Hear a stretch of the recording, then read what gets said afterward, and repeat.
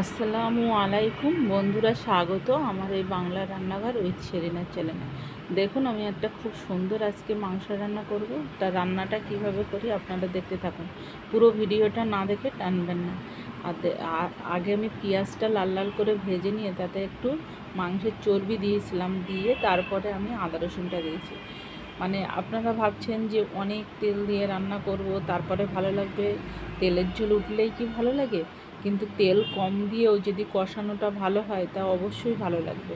আর বাড়ির টাটকা মশলা, বেশি তেল মশলা ঝালের গুঁড়ো দিয়ে আমার ওই রান্নাটা আমার খুব গ্রেভি গাঢ়, ওই রান্নাটা আমার খুব একটা ভালো লাগে না। তবে মাঝে মধ্যে ভালো লাগে, সবসময় যে ভালো লাগে না তা নয়। যারা যেভাবে খেয়ে অভ্যস্ত। তো দেখুন, এই রান্নাটা আমি একদম প্লেনভাবে রান্না করব, রান্নাটা দেখতে থাকুন।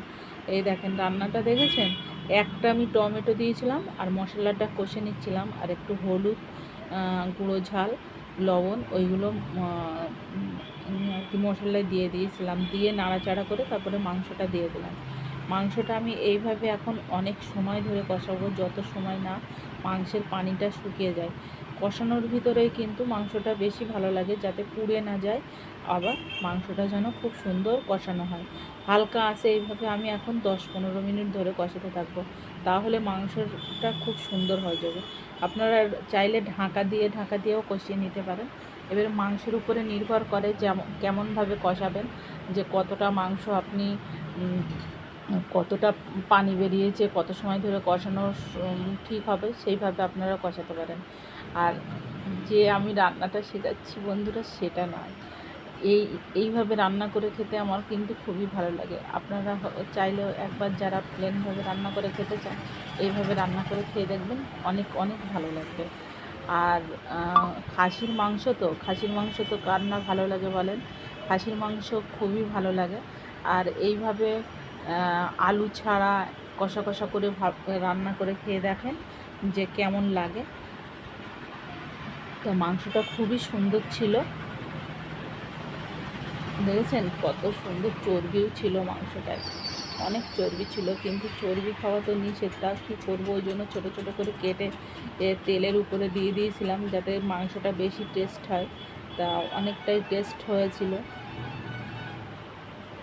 আমার কষানো হয়ে গেছে, এবারে পানি দিয়ে দিলাম। এই পানিটা আমি আরও এখন 15 মিনিট ধরে পারবো হালকা আছে। মানে এর আগে তো অনেক সময় ধরে মাংসটার পানিটা কষানো হয়েছে, আর এই পানিটা কষানো হয়ে গেলে কষানো হয়ে যাবে।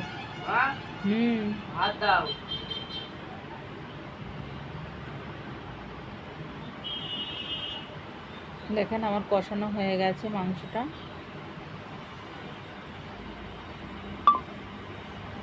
আরও অল্প পানি আছে, এই পানিটা মরলেই আমার হয়ে যাবে।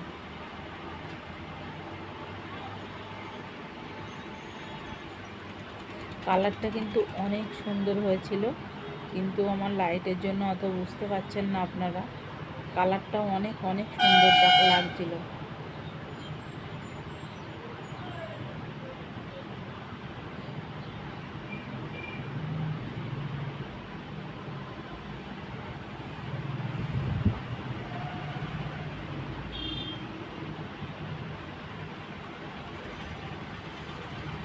আমার কষানো হয়ে গেছে, এবার একটু পানি দেব, পানি দিয়ে আমি ফিনিশিং।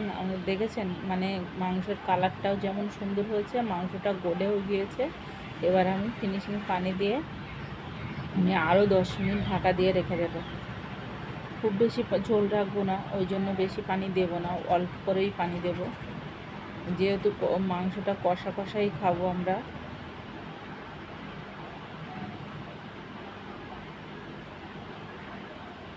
এইভাবে কিন্তু রান্না করে গরম গরম ভাতের সঙ্গে অনেক ভালো লাগে। এটা আমি দিচ্ছিলাম এলাচ, দালচিনি, লবঙ্গর গুঁড়ো, তারপরে দিচ্ছিলাম একটু মরিচ ছড়িয়ে দিচ্ছিলাম। এইটা দেওয়ার পরে কিন্তু মাংসের স্বাদটা আরও অনেকটা বাড়িয়ে দেয়।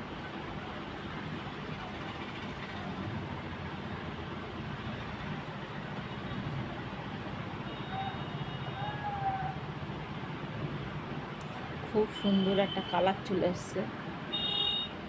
আমার রান্নাটা হয়ে গেছে। আল্লাহ হাফেজ।